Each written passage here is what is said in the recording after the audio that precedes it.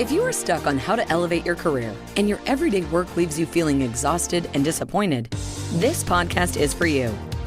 You're listening to Work Liberated, the intersection between personal transformation and career empowerment. Listen to industry experts who share valuable advice on dispelling burnout, anxiety, and stress in the workplace through life-changing and innovative strategies.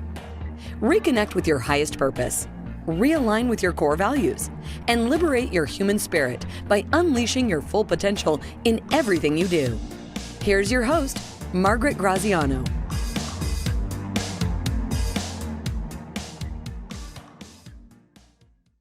Hello, welcome to Liberated. And today my guest is Patrice Webb. And Patrice has a philosophy about being a kindness gangsta that I want her to share with us. And we'll talk about much, much more. And I'm excited to have Patrice with us today. I met her in a transformational speaking program in Santa Fe, New Mexico, and really was connected to who she is and how she showed up that week of training. And I really wanted to share her wisdom and her gifts with our entire audience. So thank you for being here. Thank you, Maji. I'm excited to talk with you. Good. So tell me a little bit about your professional dossier. Who are you? What have you done? And why? The last thing I want to know is why Kindness Gangsta right now? Yes. Yeah. So for over 20 years, I was in the corporate affairs, public affairs space. Started my career actually working on campaigns. Some may remember the Truth campaign back in the late 90s, funded by the tobacco settlement started by former governor of Florida, Lawton Childs. And that really gave me a taste of, the place I want to be is in policy. So I came to DC from Baltimore, where I grew up, and was working for the Congressional Black Caucus. And back then it was about 38 members. And I realized I actually don't want to work directly in policy, but I want to influence policy. And so my vision was starting to get a little bit more clear then. I then worked for the American Civil Liberties Union doing 9/11 organizing. So this is after September 11th and that horrible day. And then the country had to change. And so our constitutional rights had to change. We had to have some things that would only last for a period of time, and they eventually sunsetted. And then there was lots of voting that had to take place in Congress. And I realized I don't really love this political stuff. So now I don't love the policy, really. I don't love the political stuff. So what is it that I love? And I was lucky enough to get into an organization working on telecom. And this was more about this very boring issue of net neutrality. And it was about people and people being connected and people being able to say things on airwaves that we all share. And then the light bulb went off. What I was interested in was spending more time with people and getting to know people. And then I actually joined Heineken, the beer company, and did global public affairs for them for a number of years. And because I didn't come up in corporate America, I had no boundaries in my head. And so I worked across the teams with marketing, with the science, with R&D. I was fascinated by this whole idea that you could have a concept of something, share it with people, and then you sort of watch it grow.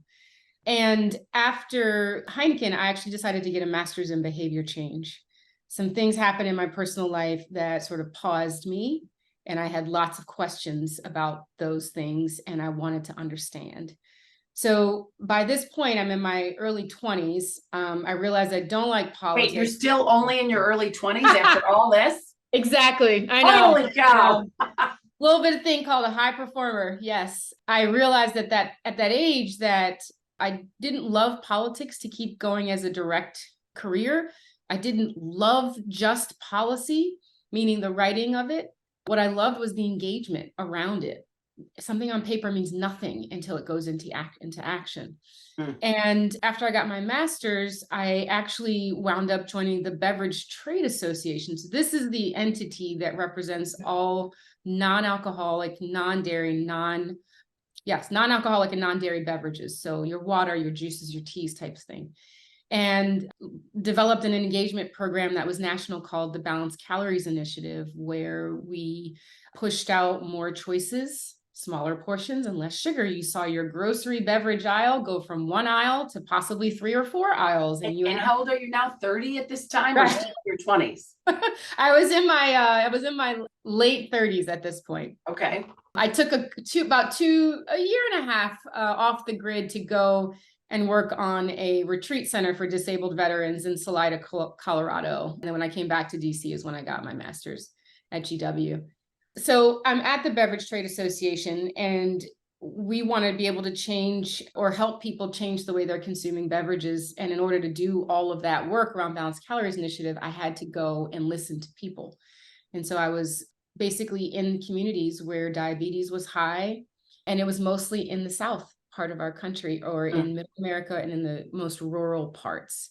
And in those listening sessions, like I said, that light bulb that went off, that I didn't necessarily just love politics or just love policy, and I really liked people, it got even more clear. How do I find a space where I can help people understand how they make decisions, not just about what they were consuming, but just in general? And I started with myself.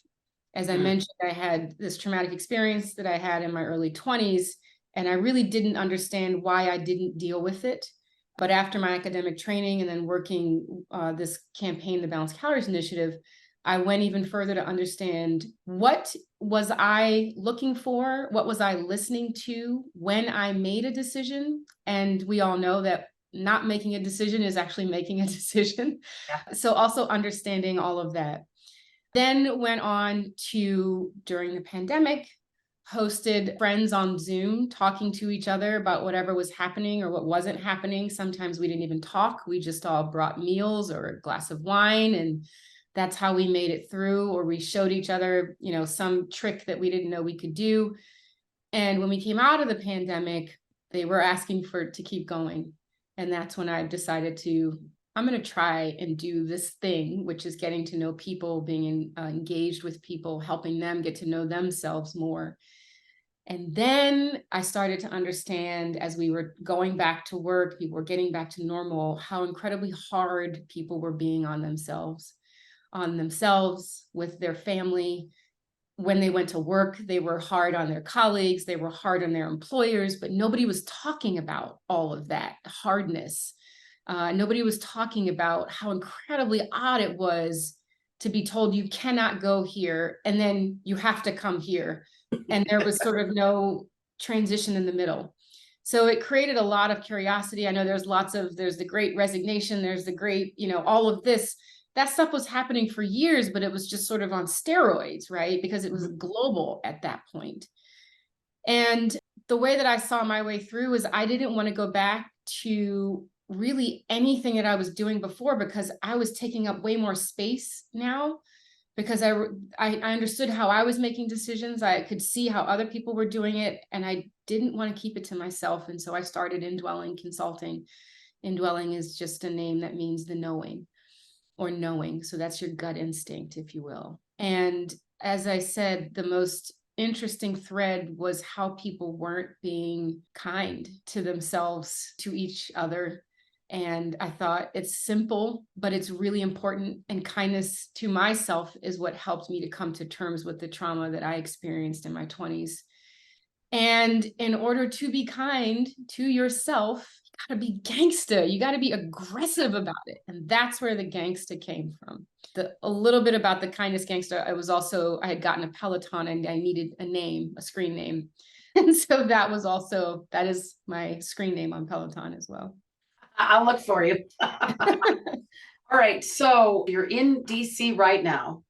Yes. You had this incredible political, non-political, influential career. I mean, in changing how people, what they drink and how they make decisions about the health of what they drink.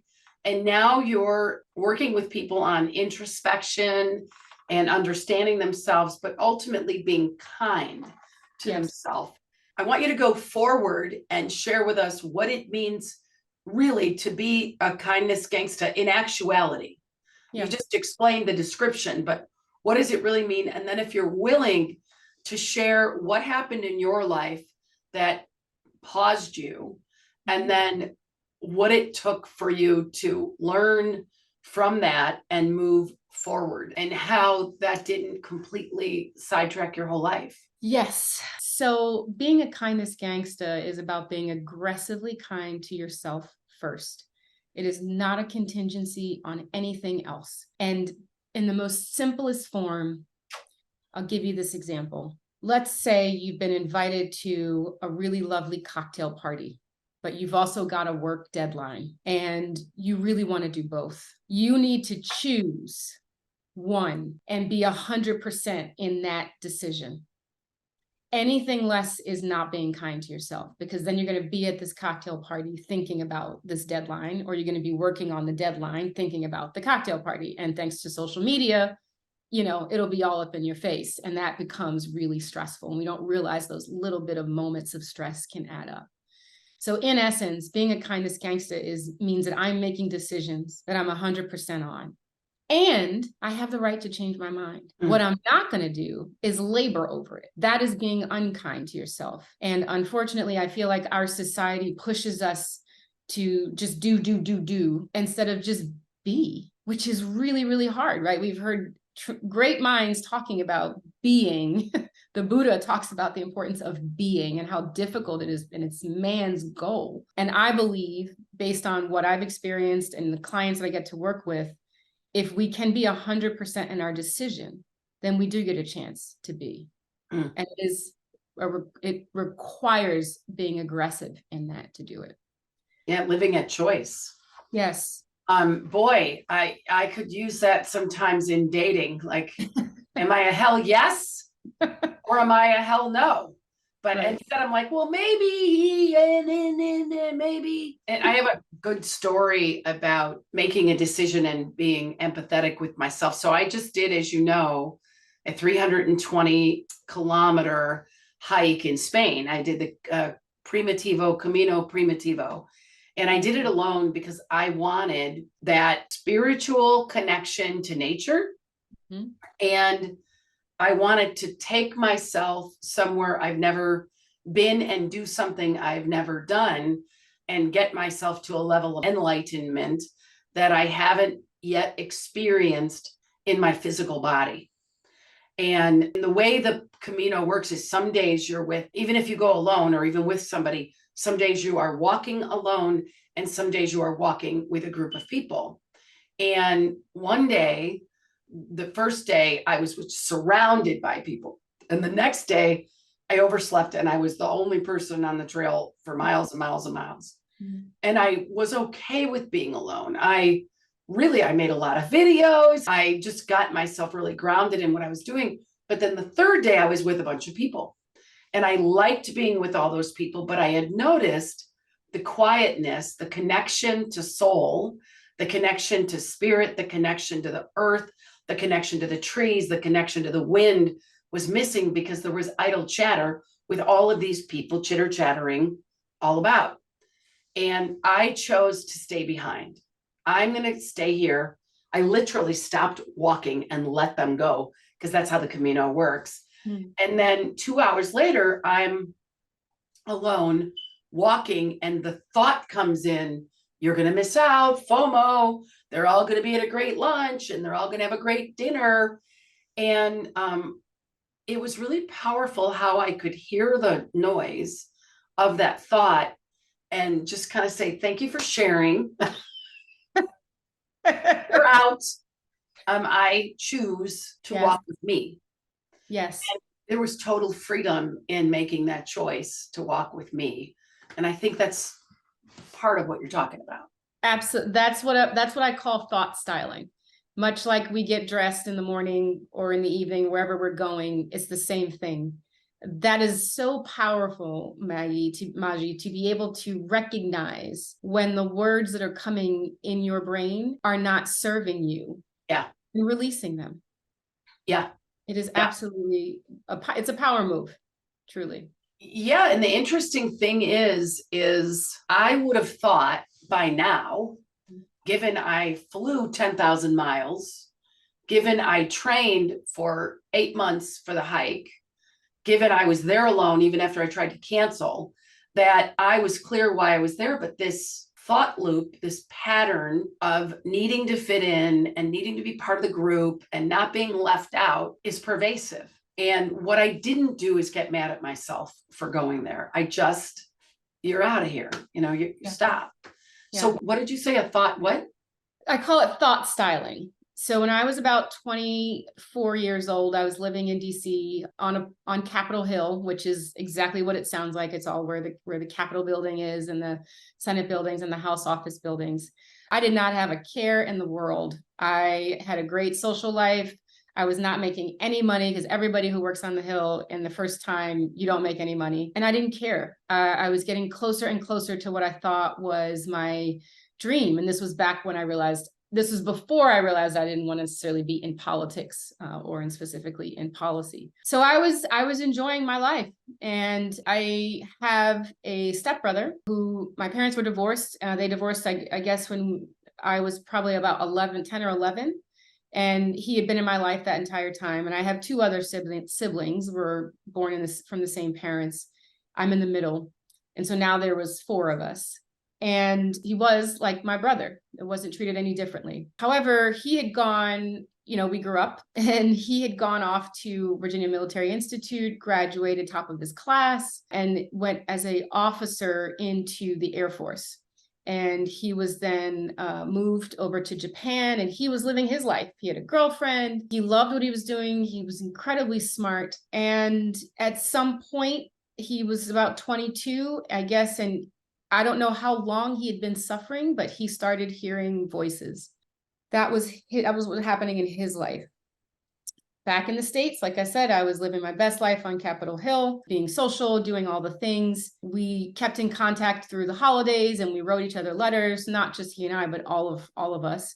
And everything seemed to be okay. Back to my stepbrother. He started hearing voices, and apparently had some decompensation experiences. In other words, where he was sort of hallucinating and wasn't aware that things were not real.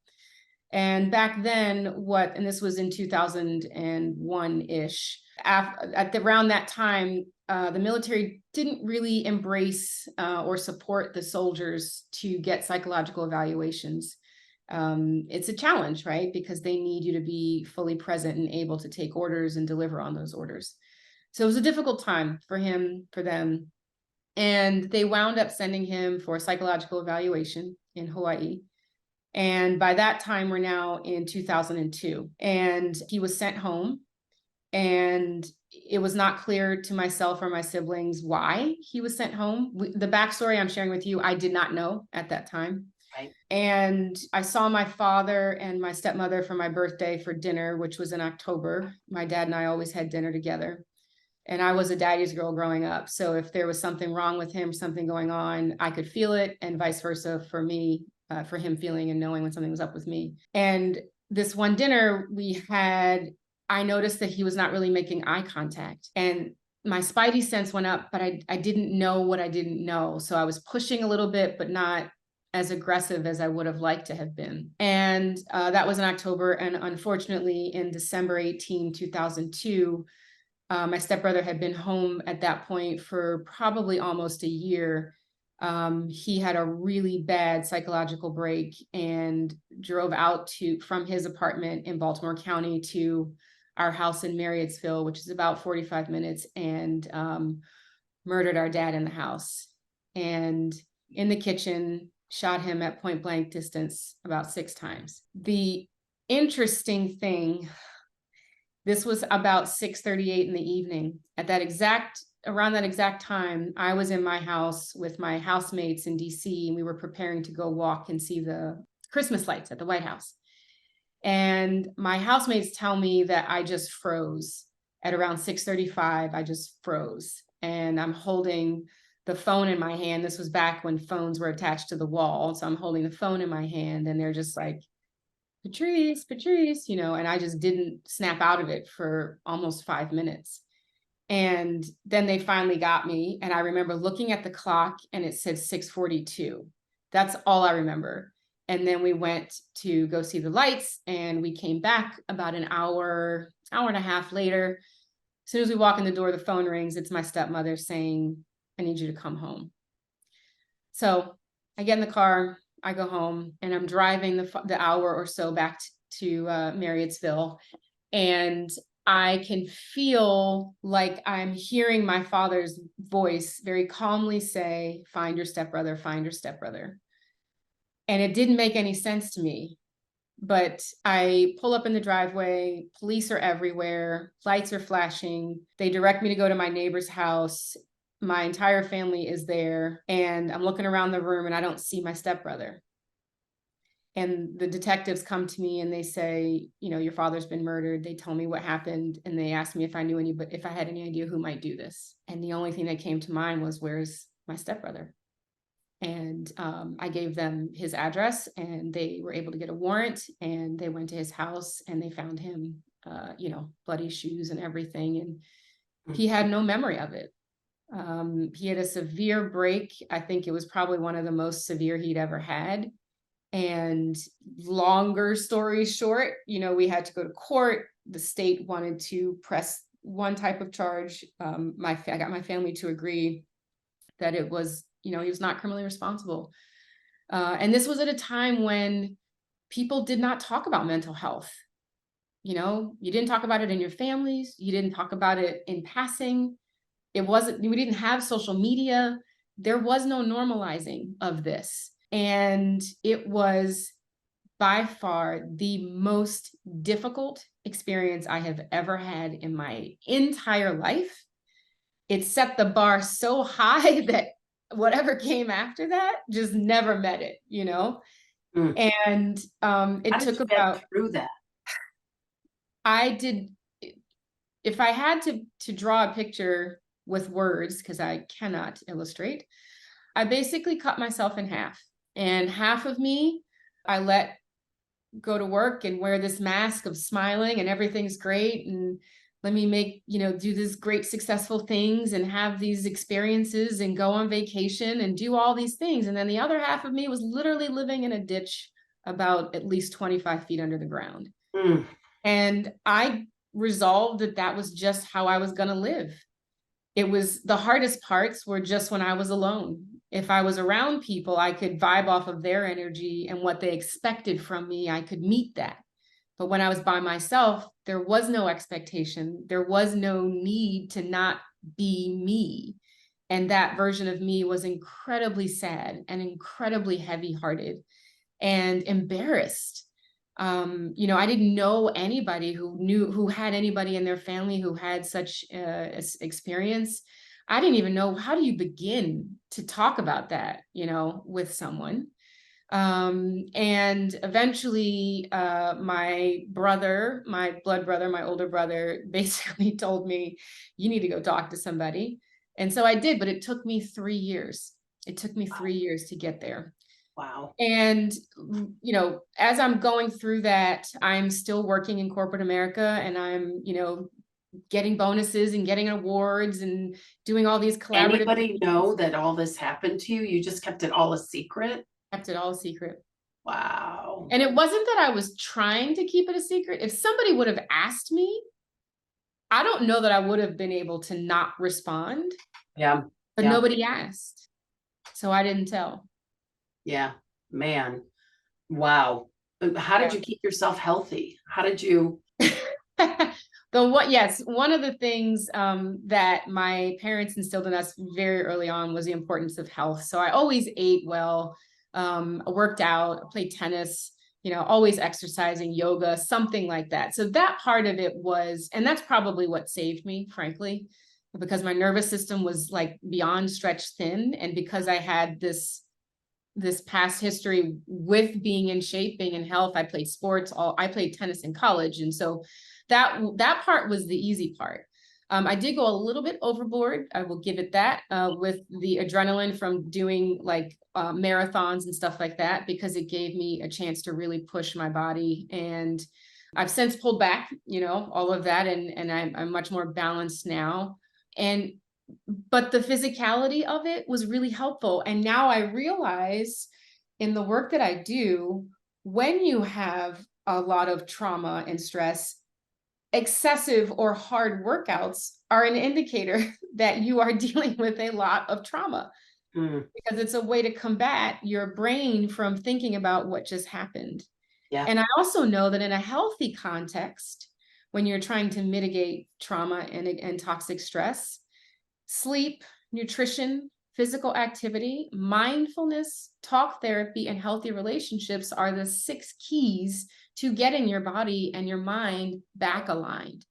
So as I was going through what I was going through, and luckily I'm super curious and kind of nerdy at times, it worked for me to be getting a master's eventually in behavior change. It gave me a chance to ask all the questions about myself. Now, there was about a decade's distance between, a little bit more than a decade's distance between when that happened, when I got work, and then meaning I got help, and then when I went on to get the master's as an organizational scientist.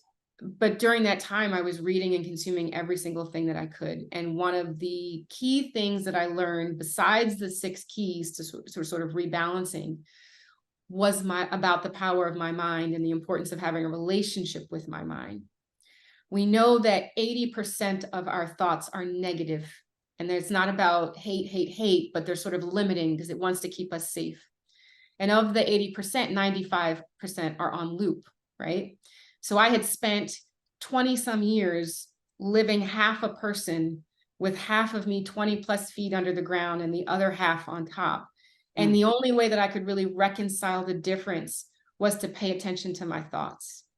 And so I started journaling not too long after the murder happened, but I wasn't reading the journals. I was just journaling. So after I was in grad school, I started going back and reading the journals. And as I'm reading it, of course, the first read through, I'm crying, like, snot crying, gross, like heavy sobbing. And then I'm asking myself, do I feel this way now? And now that wasn't immediate. It took a little bit of time between reading it and being able to ask myself that. But we know that if we can recognize our feelings and name them, even if we're making up words, but if it's enough to feel like it hits the vibration, it starts to pull that thought out of our head and into the air, which gives us more space. And name it to tame it. Yes. And that is basically thought styling. So I can read something, or I can have a thought that can be limiting or negative. And then I can say to that thought, I don't like the way that sounds. Like you said, sort of pish, like, I don't want to wear that. That's not a word I'm going to use. That's not a phrase I'm going to use for myself. I am not a victim. I am a survivor. And not only am I a survivor, but I'm a storyteller, and I'm going to tell other people about what I went through so that they can have their own story. So the styling of your thoughts is very much like the styling of your outfit. I'm going to use certain words. I want to be able to have a positive perspective, not toxic positivity. It's eliminating the word but and using the word and, little things like that can make a humongous difference in not only how we think, but it's how we think and how we communicate. Yeah, so like eliminating I can't. Correct. Or I have to. Correct. It actually takes you have to be awake and aware to even know you've got these words like on repeat with you. I mean, I'm actively in the dating world, and before, I was actively in the recruiting world, and people say a lot. And now I'm actively in the coaching world. I hear people, their limiting beliefs, their limiting lifestyle thinking. And they don't want me to shine the light on and say, oh, you've said that 20 times. But what does it take for someone to be really self-aware of how they hold themselves back, or what thoughts are contaminating their life? Yeah. Well, I mean, the experience the journey is different for all of us. And I think one of the critical ingredients is being able to ask, do I believe that? Is that true? And also having a sense of humor. Another exercise that I do to help with the thought styling is mirror work. And that is where you're looking in the mirror, not to be critical. So it means you have to stand there for longer than 30 seconds. and you get beyond anything that you could point out, like my eyebrows need to be done or my hair is out of place or what have you. And you're actually getting to the place where you're seeing yourself. And I've learned and through practice that if I can get beyond a minute, and now, just since 2019, I've been doing that, I'm up to about 45 minutes I can be in the front of the mirror. And this is not about vanity. Whatever's coming to my mind, I will say it out loud. And now I'm in a place where if the thought is negative and limiting, my mouth has a problem even like expressing those words. That's really good. And then I get a chance to laugh because I realize that's not true. And my goodness, how powerful and quickly my mind can come up with all these thoughts to get me to not try something or to not say something. To your point, it's like, do I like you or do I not like you? Well, pick one. Whichever one you feel is the one that you should be saying. And I did use the word should in that context because you already know. And I'm pointing like this because that is your indwelling. And learning to be in relationship with that is about being a kindness gangster, just kind of bringing it all home. Yeah. Thought styling. I love that. I think we should call this podcast thought styling instead of kindness gangsta. But we can do both. Thought styling for the kindness gangster. So it's interesting that you talk about mirror work. When I was a landmark seminar leader, in order to lead the seminar, we had to lead it to the person in the mirror. And it was a 2-hour seminar and we had to lead it twice to the person in the mirror. And if the person in the mirror was not enrolled in what we were saying, we had to keep leading it until the person in the mirror was. In other words, we had to deal with anything about ourselves that we had an inauthentic relationship to the words or the storyline of that workshop. Yes. So I know you're going to be one of our trainers in Ignite Culture. We do mirror work in Ignite Culture and it is powerful. And I don't want to say anything else about what we do, but it's different than what you do, but maybe we'll integrate. And the other thing that we do is in most of our programs is we have people connect with each other at a profound level of intimacy, eye to eye, knee to knee, heart to heart, soul to soul. And it's very hard. We just did it with a group in Northern California Monday, a week ago today. And we had people that were weeping, men mostly. The women were open. The women were connecting. It's easier, I guess, maybe because of the whole mother nurturing thing or feminine energy. But the men were doing it, but it was so hard for them. And they were really, I think, confronted with the lack of intimacy, first of all, with themselves, because if you can't look at another, that's a sign you can't look within your own self. Your brother said you better get help. How did you turn the murder of your father by your stepbrother into an opportunity to contribute to other people? Like, what was the moment in time you said, this happened for me and I'm supposed to make a difference? Because I know that there's other things you haven't mentioned yet about your advocacy for mental illness and for gun violence. Yeah, it was it was about 5 years after I started therapy. In the world of corporate affairs and public affairs, it's a great place for people pleasers. Because your goals are very clear and you can hit them and you know what those KPIs are and you can deliver them. Nobody ever asks, how did you do that? They just want it done. So it took me a long time to let go of just going to therapy and saying I was going to therapy and reading the books and telling whoever I was reading the books to actually swallow what I was experiencing, what I was consuming and what I was practicing. And when I did that, it became very clear that I had a choice. I could be performative in this healing, or I could actually allow myself to heal. And that was the choice. Really Good. So I could be performative in my healing or learning or growing or coaching if I have a coach, or I can really allow the work to be done through me. to me. Yes. Really good. Keep going. Yes. Here's the thing you don't know yet, even all the conversations that we've had. In 2018, so I've gotten to a point by that point where I feel like, no, I would have said, yes, I've dealt with all of it. And then September 18th, 2018, one of my close girlfriends is out running a few blocks from my house here in DC, and she is fatally attacked by a young man having a schizophrenic break who thought she was a dinosaur. Mm. And it all came crushing in. For the first couple of weeks, I was performing being helpful to her family. They all knew my background. And so they were saying, well, what do we do, Patrice? What do we expect? What comes next? What should we say? You know, how do we handle this? And I am a busybody helping them, performing what you should do.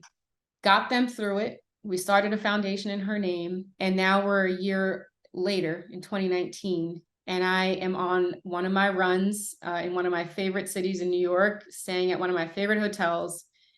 And I used to do this run at least twice a month when I would go up there. And all of a sudden, I'm running out of air, literally running out of air. I thought I was having an asthma attack. So I pull out my inhaler and I realize I'm not having an asthma attack. And so I just sit there and I look around and I realize I'm in a maze, a literal maze in Brooklyn that was designed as part of this park.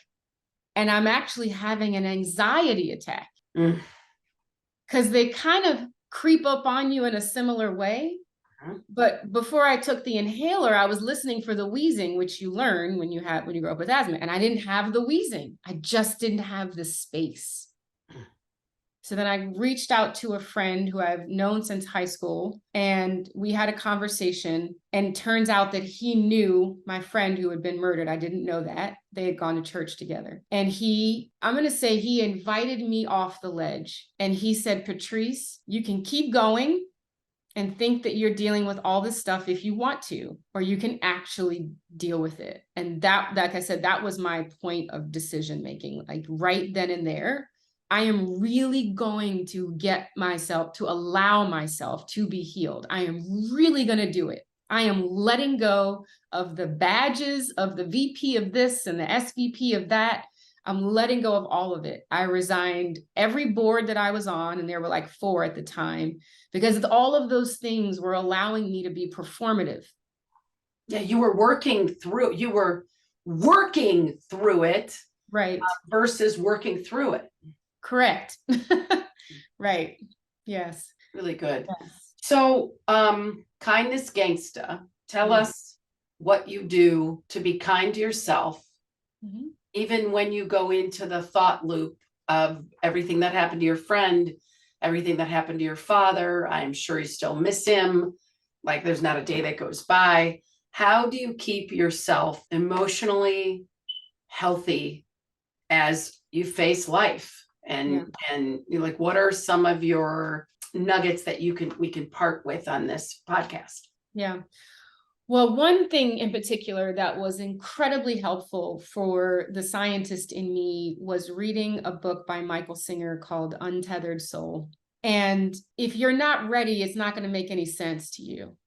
But I was so ready, Maji. I was so ready. Like I would have taken, red pill, blue pill, if that was presented to me. And reading his book, I started to understand all of this is for me. So I had already made the decision that I wanted to live. I did not want to live halfway anymore. Yeah, right. And so now I had made the decision that not only am I going to live, but I'm going to figure out how to use this as gas in my tank for the rest of my life to help anybody else anywhere in the world who's ever thought that they could be half of themselves and that was okay, regardless of whatever happened. And that's what I did. I doubled down. I said, this is it. And reading that book and a bevy of other books, listening to podcasts, watching movies. And you've done plant medicine. Yes. That was the biggest thing. That was the kicker. That was truly, this is what I say. When I prepared for my first plant medicine journey, I read anything I can get my hands on. I read and I didn't understand half the stuff I was reading, but I was like, I just want to consume whatever I can consume. And I spoke to my family. I told them what I was going to do. And their overwhelming response to me was, thank you. Please do something, because you're not you. And that was also eye-opening. And it's about a 7-hour experience when you do plant medicine. And about 15 minutes in, I had the following experience. Do you remember the scramble board on Soul Train? So you have all but the I remember alphabet. Soul Train. Okay, so there was this portion where you have this wall and you have the Velcro or magnetic alphabet, and it's all scrambled, and the two participants have to figure out what it says. In 15 minutes of a 7-hour journey, my scramble board got aligned. And it was very clear. This has happened for you. You need to tell your story. You need to do whatever it takes to help other people be able to tell their story. You're going to have lots of ideas that aren't going to make any sense. Trust your gut and go with it. And that was in the first 15 minutes. Wow. And I went to the guide and I asked her, I said, I think I'm done now. And she just kind of laughed and she's like, no, you got about 7 more hours. But yes, so I took extreme measures, because the other thing I want to add is, and this is no knock to anybody who decides to utilize pharmaceuticals, but after being diagnosed with clinical depression, clearly from what happened, I chose not to. And that was part of my suffering also. That was my choice. I did not want to take antidepressants or anything. I know other people have, and whatever is a person's journey is a person's journey. I don't know if mine would have been shorter. I don't know if it would have been easier, but I do know that the version I am today, and I get a chance to enjoy myself and laugh at myself. And I marvel at how far I've come, and I'm excited for myself and what's coming next. I'm appreciating all of it. I have so many memories that I get to go back to, and now there's no emotion to it. There's no weight to it. They're just memories, and they're mine. And they've not been impacted by anything else. And I love them. I love my journey here. Wow. There's just so much we could talk about. So one of the things that we want to offer to you, for those listening, is Patrice is going to give you a PDF. You can click the link below and you can download a PDF to look into your thought styling. I love this. Yeah. So it's definitely not affirmations, but it's getting clear about the thoughts that are not serving you, like mine. Does he like me? Do they like me? Am I missing out? That's like a corner of my life since I was 7, when my little sister was born. And I carried that through middle school, certainly carried it through high school. It informed who I married. It informed why I got a divorce. It informed why I've been single for 18 years. But it also informs how I perform or not in front of a room. And when I'm present to my authentic spiritual self, I'm not performing, I'm contributing. Patrice is going to give us a link, and it'll be at the bottom of this podcast, and you can download it and look for yourself at how you need to style your thoughts to be personally empowering. And no matter what you're dealing with, I mean, I've dealt with a family, a father that was a heroin addict and an alcoholic. You've dealt with a father that was murdered by your brother. I mean, this is serious trauma. This isn't just I got fired from my job or somebody passed away. And we're here to share with other people and to contribute. And if we could do it, anybody can. So thank you so much for being here with us. You and I are going to have a lot of fun in Ignite Power. Yes. And thank you. in other things. We're very aligned at how we work and how we work with breaking through chains of containment. And probably that's because it's truth. And where there is truth, there's alignment. So thank you so much for sharing.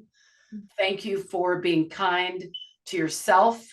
I know you do more of the kindness. And how about 2 more minutes on a riff of all the things you do to be good to yourself? Oh my goodness. I actually do start with morning affirmations, but I just say whatever comes out. And oftentimes I make up words and I laugh. So I wake up laughing. I talk to the dog. I hula hoop in the morning and your body's all rickety. And I think it's funny. I sing out loud and I cannot sing. Nobody wants me to sing at all.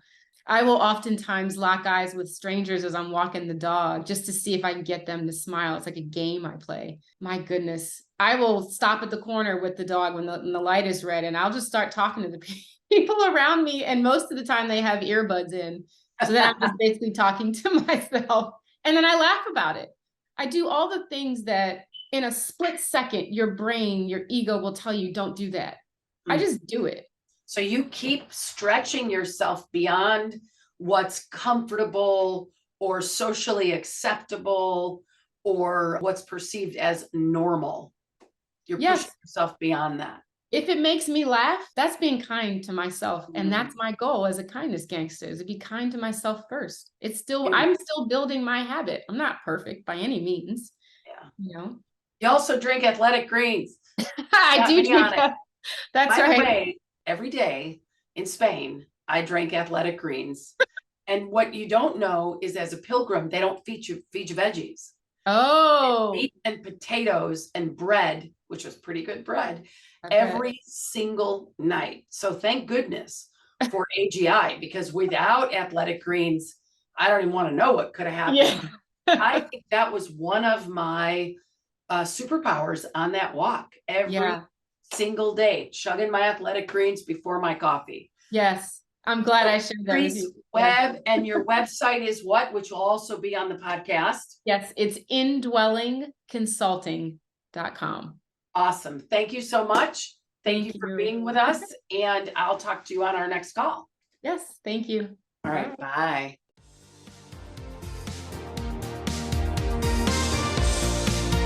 Thank you for listening to this episode of Work Liberated. May these nuggets of wisdom from the most inspiring human potential catalysts today guide you in becoming someone who can work exceptionally with others and accomplish goals inside the collective. Continue your journey as a fulfilled and self-actualized person by listening to more episodes at www.workliberated.org. Don't forget to subscribe, leave a positive rating, and share with your friends. That's all for now. See you on the next one.